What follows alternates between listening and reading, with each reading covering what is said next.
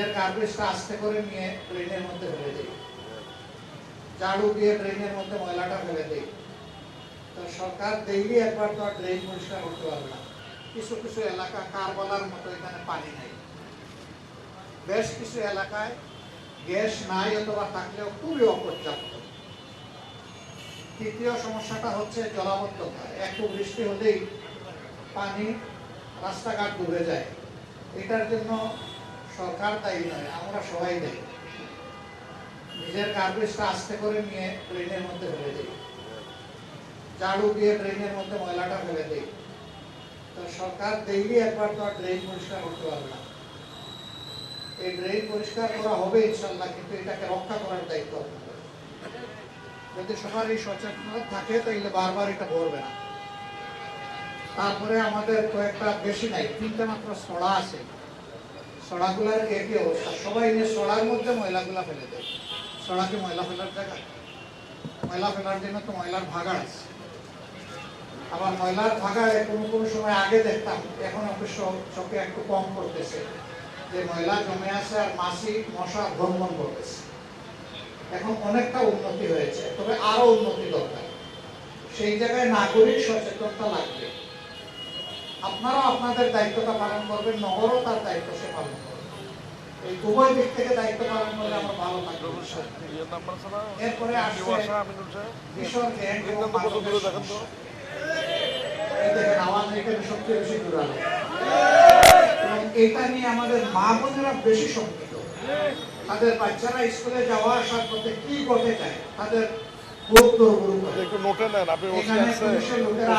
তাদেরকে অনুরোধ করবো তারা যেন বিষয়টা সিরিয়াসলি নেয়। তারপরে আছে আপনাদের সমস্যাগুলোর মধ্যে স্কুলের কোথাও কোথাও কিছু অনিয়ম, কিছু দুর্নীতি পর্যায়ের বিষয়। সেটাও মন্ত্রী মহোদয় শুনে গেলেন। তিনি যথাযথ মন্ত্রণালয়কে এগুলা ইনশাল্লাহ আমি আশা করি যে তিনি পৌঁছাবেন, পার্শ্ব করবেন। এই কয়েকটা মৌলিক সমস্যা বড় মাত্রায়। তার সাথে রাস্তা দখল, বিভিন্ন জায়গায় বসে গেছে হকাররা, তারাও এই দেশের মানুষ। এরা খুব ধনী সম্পদশালী না, তাদেরও রুজি রোজগারের দরকার আছে, কিন্তু তাদেরকে একটা শৃঙ্খলার আয়তায়। রাস্তা তো ব্যবসার জন্য না, রাস্তা হচ্ছে চলাচলের জন্য। এই রাস্তাটা চলাচলের জন্য মুক্ত করে দিতে হবে। বিজলি কেবলস এর স্কিন কোটেড ইনসুলেশন আগুন প্রতিরোধী। বিজলি কেবলস, নিরাপদ আজীবন। এইটা মূলত আমি আশা করবো যে আইন শৃঙ্খলা বাহিনীকে সাথে নিয়ে আমাদের মাননীয় প্রশাসক যিনি আছেন তিনি এই গুরু দায়িত্বটা পালন করবেন। আমরা তার সাথে সহযোগিতা করবো, সবাই সহযোগিতা করবেন তো। আমরা যদি এই কয়টা কাজ আপাতত করতে পারি, ভাই বিদ্যুতের সমস্যা শহরে খুবই কম, এটাকে উঠাবেন। আমি এটা সাক্ষী, গ্রাম অঞ্চলে কিন্তু কষ্টটা বেশি, কিন্তু আমরা একই দেশের নাগরিক। সরকার আন্তরিকভাবে চেষ্টা করছে বিদ্যুৎ সমস্যার সমাধান করার জন্য। ওই সংসদের বিবৃতি বাদ দেন, বাস্তবতায় চলে যায়। সেটা আমাদের সবার সমস্যা, একদিনের না দীর্ঘদিনের তৈরি সমস্যা। এইগুলোও সমাধানে কিন্তু একটু সময় লাগবে, সময় দিতে হবে। এবং আমরা আশা করি যদি সরকারের সংকট উদ্যোগে বিরোধী দল আমরা যথাযথ সহযোগিতা করি, আমরা একটা ভালো দেশ গড়তে পারবো ইনশাআল্লাহ। দেশ শুধু সরকারের দলের না, শুধু বিরোধী দলের না, দেশ আপামর জনগণের। আমরা আপনাদের চৌকিদার, পাহারাদার, এর বেশি কিছু। আপনাদের জীবন, সম্পদ এবং ইজ্জতের আমরা হচ্ছে পাহারাদার। আমরা এই পাহারাদারিটা করতে চাই। আর আমি একটু মাপ চাচ্ছি, মাননীয় প্রধানমন্ত্রী যেমন সারা দেশের দায়িত্ব পালন করেন, ঠিক আমার উপরেও বিরোধী দলীয় নেতা হিসেবে এইরকমই কাছাকাছি একটা দায়িত্ব। যার কারণে প্রতিদিন আমার পক্ষে আপনাদের কাছে আসা সম্ভব হয় না, যদিও আমার মন চায়, অন্তর চায়, অনুভব করি। কিন্তু যখনই সময় পাই আমি চলে আসি আপনাদের কাছে। আমিও আসবো, আপনারাও যাবেন। এইভাবে ইনশাল্লাহ মিলেমিশে আমরা কাজ করবো। ওনাদের কিছু সমস্যা নেই, এখন ডাইরেক্ট প্রশাসক আমার কাছে আসতে বলেন আপনার পক্ষে। হ্যাঁ, আর কিছু কিছু ব্যাপার নিয়ে আপনারা সরাসরি মাননীয় প্রতিমন্ত্রী অ্যাক্সেস দিয়েছেন, আমার কাছে আসবেন, তাকে রিচ করবেন ইনশাআল্লাহ। তাকে এই উদারতার জন্য, এবং এই এলাকার সাবেক বাসিন্দা, আর আমরা আজকে নাগরিকত্ব একটা দিয়ে দিলাম এই এলাকায়, অসুবিধা নাই তো নাগরিক।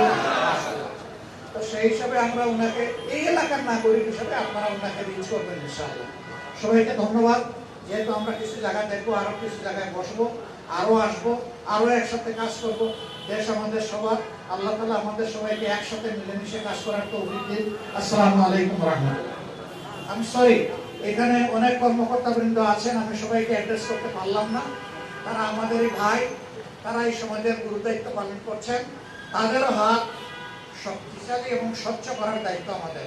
আমরা ইনশাল্লাহ তাদের সাথেও সহযোগিতা করব, ঠিক আছে? তাদেরকে কেউ মানে পুলিশ দেখলেই রাগ করবেন না। তো পুলিশ কি করে? এই সমস্ত গ্যাঞ্জাম সামলাইতে পারে না, কিশোর গ্যাং সামাল দিতে পারে না, মাদক সামাল দিতে পারে না। ভাই পুলিশ কয়জন? মানুষ তো অনেক। আগে সচেতনতা দরকার। সব পুলিশের উপর দিলে চলবে না তো। আমাদেরও দায়িত্ব নিতে হবে। আমার সন্তানের পাহারাদারি আমার করতে হবে। কার সাথে উঠে, কার সাথে বসে, কখন কি করে, কোথায় যায়, এর খবর আমি রাখলাম না, সব দায়িত্ব পুলিশকে দিয়ে দিলাম। পুলিশকে সামাল দিতে পারবে এটা? এই জন্য আমাদের সকলেরও কিছু গার্জিয়ানশিপের জায়গা থেকে দায়িত্ব পালন করতে হবে। সবাইকে ধন্যবাদ। আসসালামু আলাইকুম রহমতুল্লাহ।